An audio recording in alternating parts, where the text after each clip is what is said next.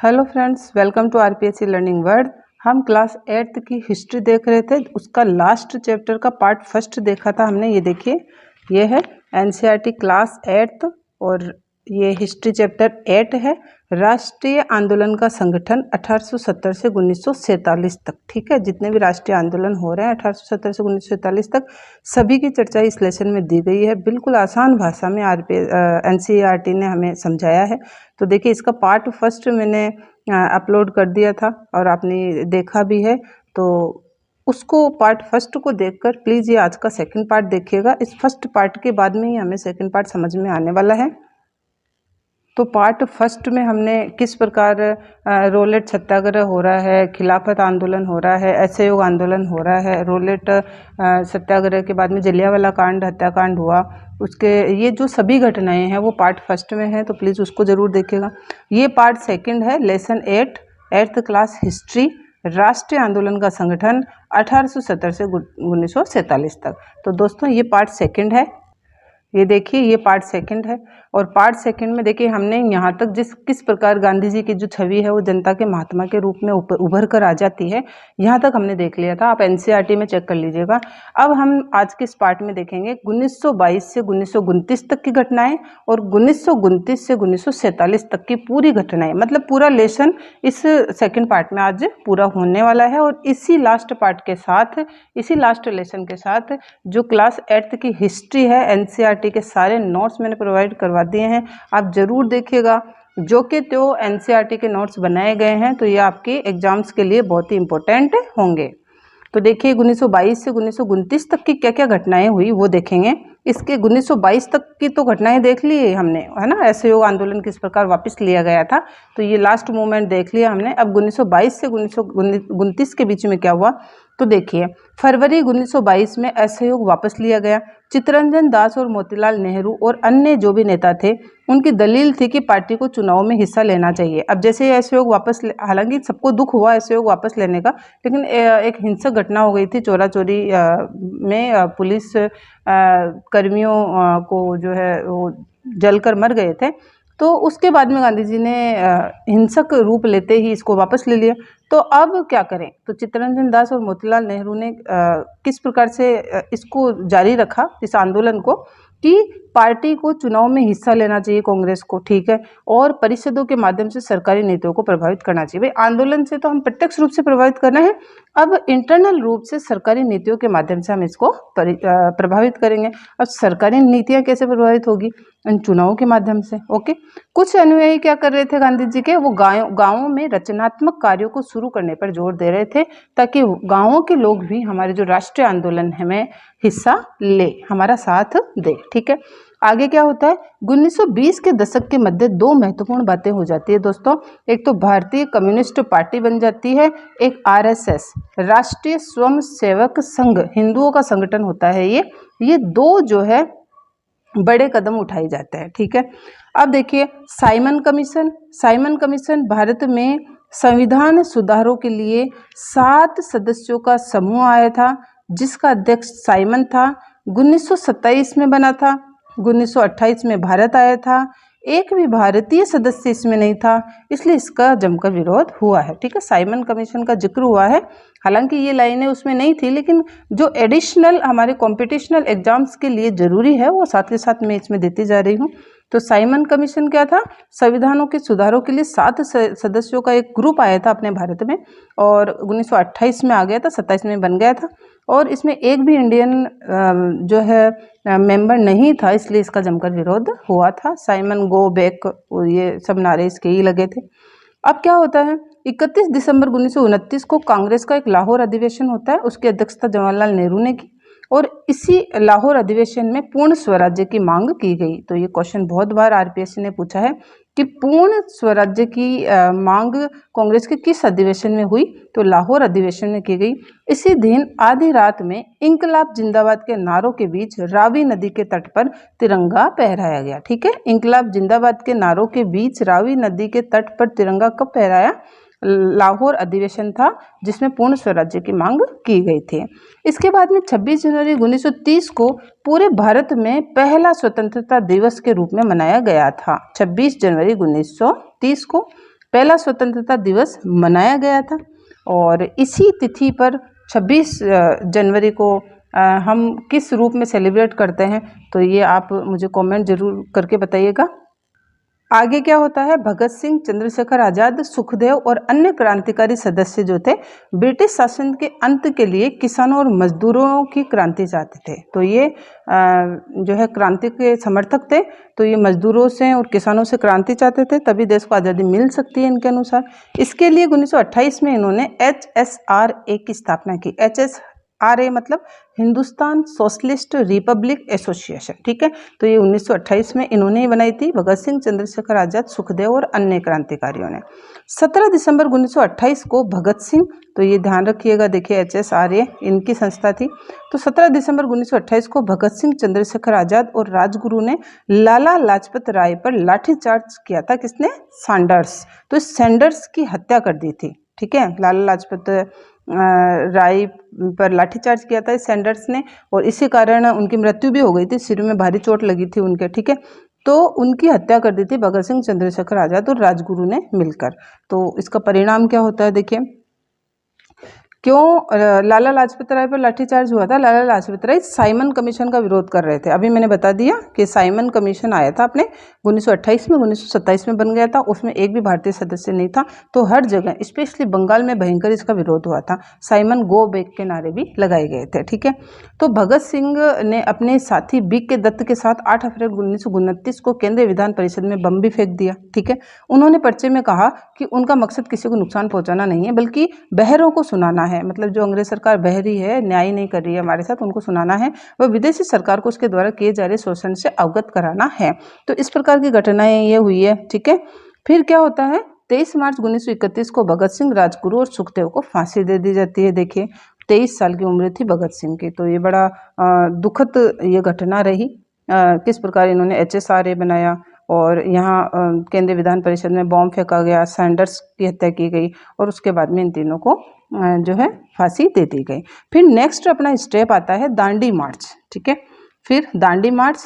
अब दांडी मार्च देखिए, सविनय अवज्ञा आंदोलन जो शुरू हुआ था वो भी एक जन आंदोलन था और वो भी एक विस्तृत रूप से स्टार्ट हुआ था। तो जो सविनय अवज्ञा आंदोलन है, गांधी जी ने जो स्टार्ट किया था, उसका जो स्टेप है, पहला स्टेप दांडी मार्च है। मतलब दांडी नामक स्थान की यात्रा की थी, यहीं से सविनय अवज्ञा आंदोलन शुरू हो गया था। तो दांडी मार्च देखते हैं। दांडी मार्च को नमक मार्च भी कहते हैं, साल्ट मार्च भी कहते हैं, या दांडी सत्याग्रह भी कहते हैं, कंफ्यूज ना होइएगा। ये सविनय जो अवज्ञा आंदोलन था उसकी शुरुआत थी दांडी मार्च से, ठीक है।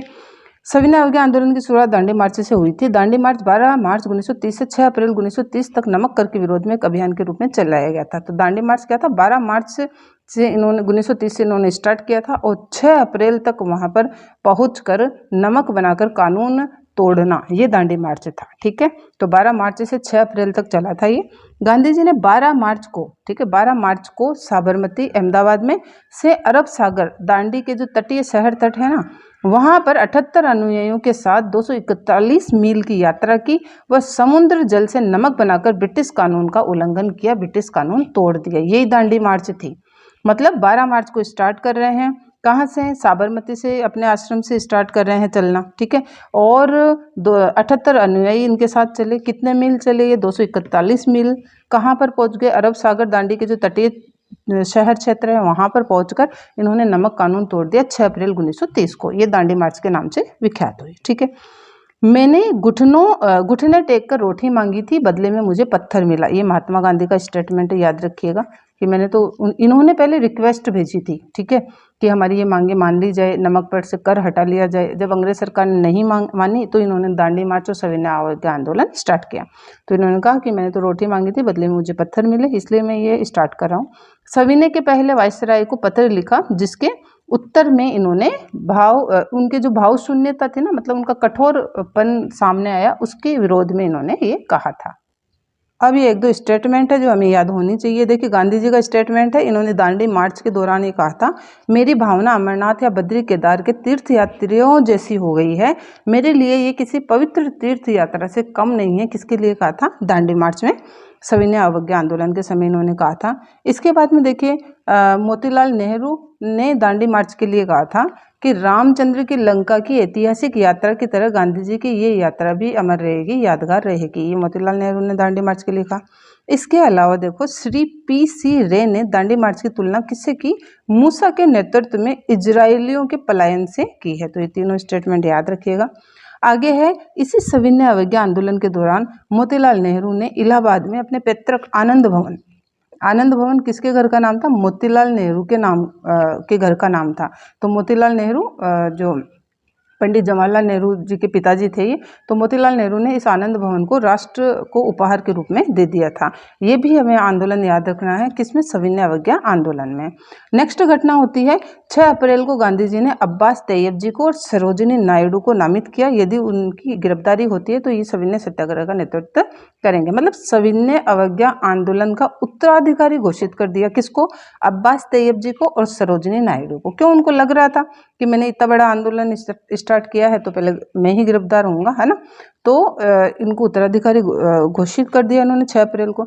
6 अप्रैल को नमक का टुकड़ा उठाकर नमक कानून तोड़ दिया। सरोजिनी नायडू ने गांधी जी को कानून तोड़ने वाले की संज्ञा दी थी। ठीक है, कानून तोड़ने वाला किसे कहा गया? गांधी जी को कहा गया। किसने कहा? सरोजिनी नायडू को।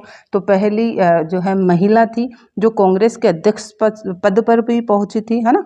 और इन्होंने गांधी जी के ये सभी आंदोलनों में बढ़ चढ़कर भाग लिया था। यहाँ तक कि जितनी भी लेडीज़ ने इनके आंदोलनों में पार्टिसिपेट किया वो भी सरोजिनी नायडू के जो है सहयोग और योगदान की वजह से ही किया। ठीक है, आगे फिर 14 अप्रैल जवाहरलाल नेहरू भी गिरफ्तार होते हैं। ठीक है, 6 महीने की इनको जेल दे दी जाती है। 4 मई को गांधी जी को गिरफ्तार कर लिया जाता है। अब बाद में किस पर आ गई थी जिम्मेदारी आंदोलन की? अब्बास तैयब जी की और सरोजिनी नायडू, इनको भी गिरफ्तार कर लिया जाता है। ठीक है, इस प्रकार आंदोलन को, इन सभी बड़े नेताओं को बंदी बनाकर गिरफ्तार कर लिया जाता है और आंदोलन को कुचल दिया जाता है। ठीक है, इसमें भी भारी मात्रा में जनधन हानि हुई थी। तो ये भी दूसरा जन आंदोलन हुआ गांधी जी का, सविनय अवज्ञा आंदोलन, जिसको बाद में अंग्रेजों के द्वारा कुचल दिया गया। नोट देख लीजिए, आंदोलन में महिलाओं को भाग लेने के लिए सरोजिनी नायडू ने ही गांधी जी से प्रार्थना की थी, ध्यान रखिएगा, जिससे गांधी जी ने सहमति दी और सविनय अवज्ञा आंदोलन में लेडीज पार्टिसिपेट कर पाई। ठीक है, तो ये हो गया अपना दांडी मार्च और सविनय अवज्ञा आंदोलन का यहाँ पर एंड हो जाता है। 2 नाम आते हैं इसमें, एक तो कर्नाटक की अंबाबाई थी, उन्होंने सविनय अवज्ञा आंदोलन में बहुत सक्रिय भूमिका निभाई। एक वीर लखन नायक थे, वीर लखन नायक एक विख्यात जनजातीय नेता थे, इन्होंने 20,000 लोगों को लामबंद किया था और लास्ट में इनको फांसी दी गई थी, ये भी सविनय अवज्ञा आंदोलन के दौरान। ठीक है, आगे क्या होता है? 1935 में गवर्नमेंट ऑफ इंडिया एक्ट आता है, भारत शासन अधिनियम 1935 आ जाता है। ठीक है, और उसमें क्या हुआ? प्रांतीय स्वायत्तता का प्रावधान किया गया कि भाई प्रांतों को स्वतंत्रता मिल जाएगी। 1937 में प्रांतीय विधानसभाओं के लिए चुनाव हुए, इसमें 11 में से 7 प्रांतों में कौन आ गई? कांग्रेस सरकार आ गई। फिर 1939 में 1939 में दूसरा विश्व युद्ध छिड़ गया था, जो 1945 में खत्म हो गया। तो युद्ध में कांग्रेस साथ देने को तैयार थी, इसके बदले क्या चाहती थी? कि भारत की आज़ादी चाहती थी, और अंग्रेजों ने बात नहीं मानी, विरोध में कांग्रेस सरकार ने इस्तीफे भी दे दिए। ठीक है, द्वितीय विश्व युद्ध जब बंद हो गया, खत्म हो गया, तो भी अंग्रेजों ने भारत को आज़ाद नहीं किया। तो फिर बड़े बड़े जितने भी ये नेता वगैरह थे, इन्होंने अपने इस्तीफे दे दिए। तो ये यहाँ तक एंड हो जाता है सविनय अवज्ञा आंदोलन का। अब देखो लास्ट अपना चलता है आंदोलन, गांधी जी के द्वारा चलाया गया था भारत छोड़ो आंदोलन। अब भारत छोड़ो आंदोलन को अगस्त क्रांति भी कहते हैं, क्यों? क्योंकि ये 8 अगस्त को स्टार्ट हुई थी, इसलिए भारत छोड़ो आंदोलन को अगस्त क्रांति भी कहते हैं। तो अगस्त 1942, डेट पूछे तो 8 अगस्त 1942। अब भारत छोड़ो आंदोलन को देख लेते हैं। महात्मा गांधी ने दूसरे विश्व युद्ध के बाद एक नया चरण शुरू किया। उन्होंने अंग्रेजों को चेतावनी दी कि तुरंत भारत छोड़ दो, जनता को करो या मरो का नारा दिया, और मुंबई के ग्वालियर टैंक मैदान से ये इन्होंने स्टार्ट किया। तो मुंबई के ग्वालियर टैंक मैदान से गांधी जी ने करो या मरो का नारा देते हुए कौन सा आंदोलन स्टार्ट किया? भारत छोड़ो आंदोलन। अब इसकी मोस्ट इंपॉर्टेंट बातें देखो। मुंबई के ग्वालियर टैंक में सबसे पहली बात है कि भारतीय ध्वज किसने फहराया था? तो अरुणा आसफ अली ने फहराया था। इनको ग्रैंड ओल्ड लेडी भी कहा जाता है। ठीक है, इसके अलावा एक तो साइमन कमीशन आया था 1927, जो 28 में अपने आ गया था। तो साइमन गो बैक और भारत छोड़ो, भारत छोड़ो ऐसे शब्दों का जो है मतलब ऐसे ये टैग किसने बनाए, मतलब ऐसे शब्द नारे किसने बनाए, तो ये किसने बनाए, यूसुफ मेहर अली ने। किसने बनाए, यूसुफ मेहर अली ने, ये ध्यान रखिएगा आप।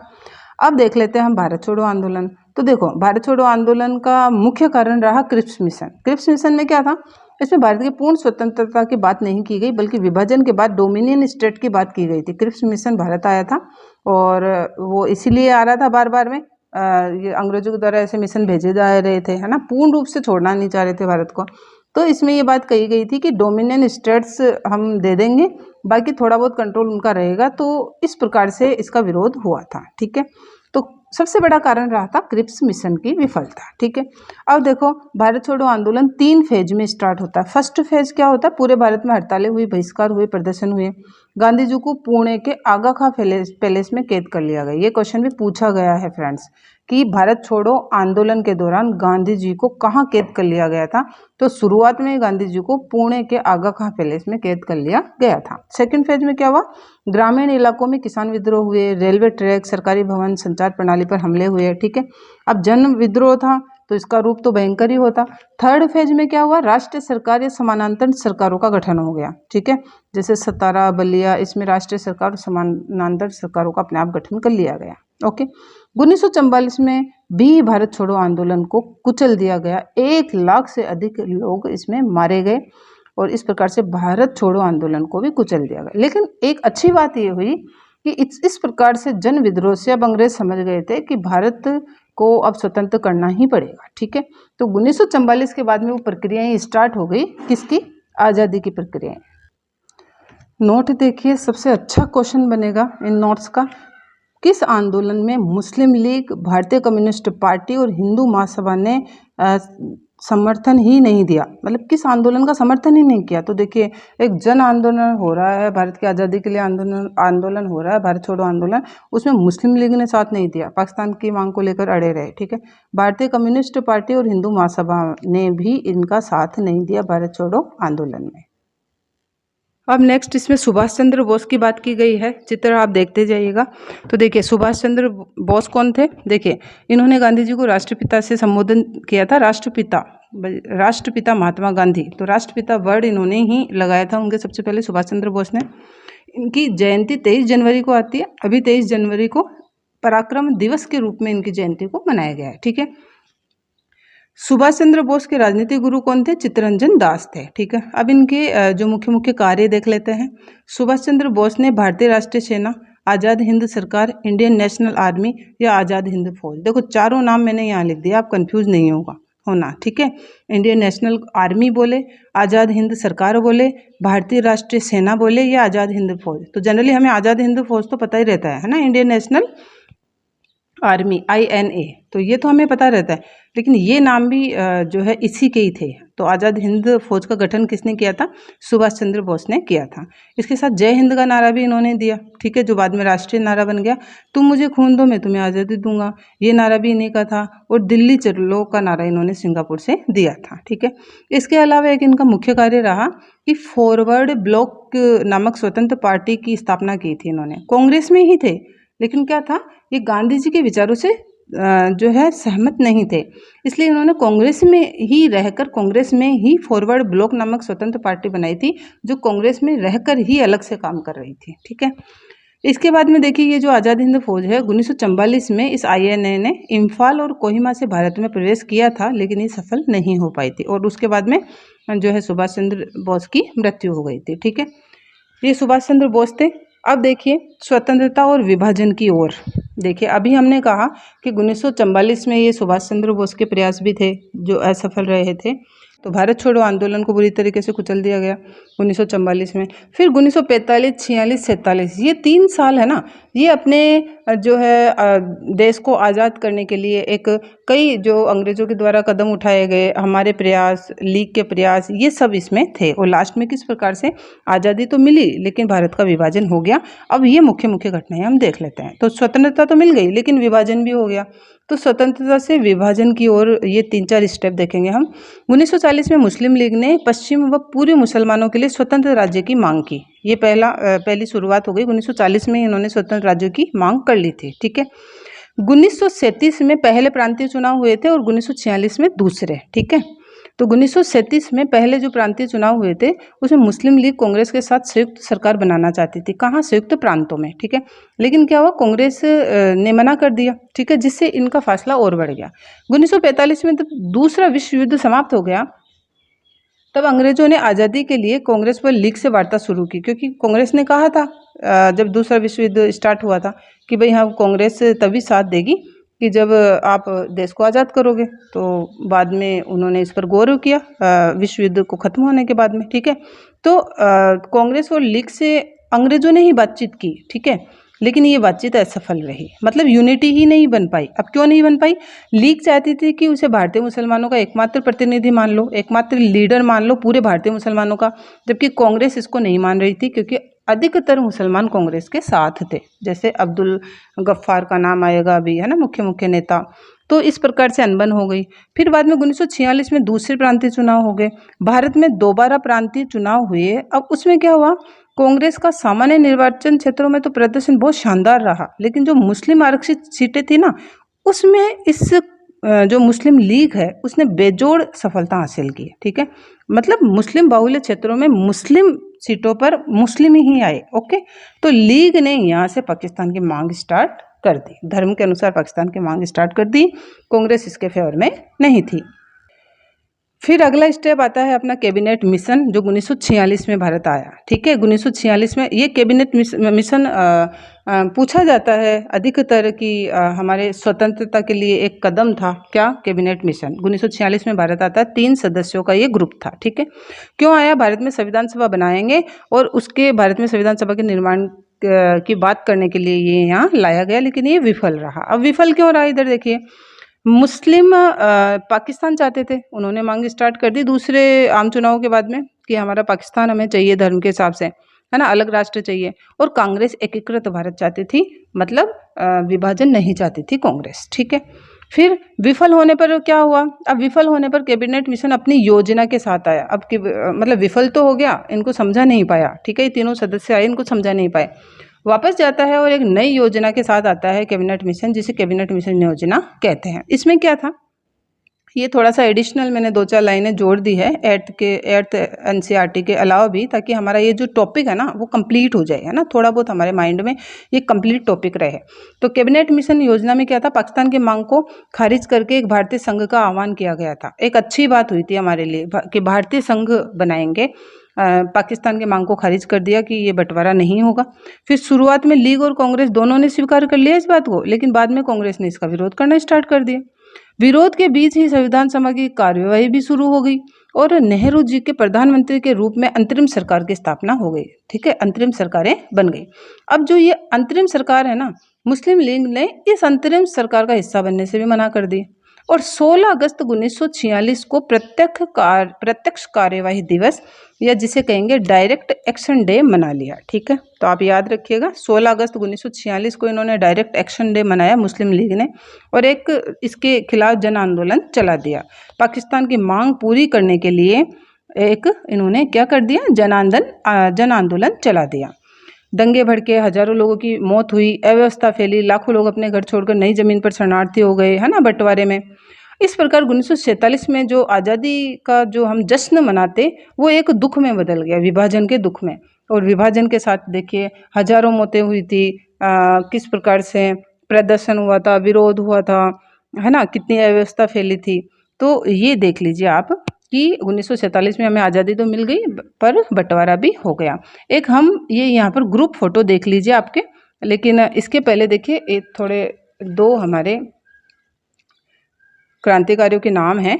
एक तो मौलाना आज़ाद, तो मौलाना आज़ाद कांग्रेस में देखिए जिन्ना मौलाना आज़ाद थे, ये भी आप फोटो में देख लीजिएगा। जिन्ना के 2 राष्ट्र सिद्धांत का विरोध करते थे, जिन्ना ने दिया था 2 राष्ट्र सिद्धांत, भारत और पाकिस्तान, और ये एकता के पक्षधर थे।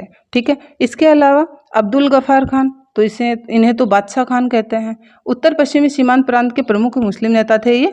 खुदाई खिदमतगार संगठन के संस्थापक थे ये, ठीक है। खुदाई खिदमतगार संगठन किसने चलाया था? अब्दुल गफ्फार खान बादशाह खान ने। और ये विभाजन के सख्त विरोधी थे, गांधी जी के जो है समर्थक थे, गांधी जी के प्रत्येक आंदोलन में ये साथ देते थे। तो इस प्रकार से दोस्तों ये हमें आज़ादी मिल जाती है, लेकिन विभाजन भी हो जाता है। इसी के साथ 8th की हिस्ट्री कंप्लीट हो जाती है। अब आप ये ग्रुप फोटो देख लीजिए। तो इसमें 1-2 मिनट हम थोड़ा टाइम ले लेते हैं, क्योंकि इस ग्रुप फोटो में कई क्वेश्चन बन के निकलते हैं कि वल्लभ भाई पटेल जो है कब से कब तक सक्रिय रहे थे। यहाँ पर आपको जिन्ना भी दिख रहे हैं। जिन्ना 1920 तक तो गांधी जी के समर्थक थे, है ना, एक राष्ट्र के समर्थक थे। फिर बाद में किस प्रकार से ये पाकिस्तान के समर्थक हो जाते हैं, 2 राष्ट्र का सिद्धांत दे बैठते हैं। और इसमें सी राजगोपालाचार्य भी आपको दिखाई दे रहे हैं कि ये भी एक प्रमुख नेता रहे थे, है ना। और तो इस फोटो के साथ ही ये लेसन हमारा कंप्लीट होता है। और दोस्तों फिर रिक्वेस्ट करती हूँ कि मैं इतनी मेहनत कर रही हूँ तो प्लीज़ आप लाइक ज़रूर कीजिए। लाइक करने से मुझे भी थोड़ा सपोर्ट मिल जाता है, मोटिवेशन मिल जाता है। और साथ में आप वीडियो को अपने फ्रेंड सर्कल में शेयर कीजिएगा अगर आपको अच्छा लगे तो। और अगर वीडियो यूजफुल लग रहा है, मेरी मेहनत थोड़ी बहुत भी आपको पसंद आ रही है, तो प्लीज़ आप कमेंट करके ज़रूर बताइएगा कि आपको वीडियो कितना यूजफुल लग रहा है। इसके साथ ही नए वीडियोज देखने के लिए, अपडेट रहने के लिए आप RPSC लर्निंग वर्ल्ड को सब्सक्राइब भी ज़रूर कीजिएगा। Thank you so much friends.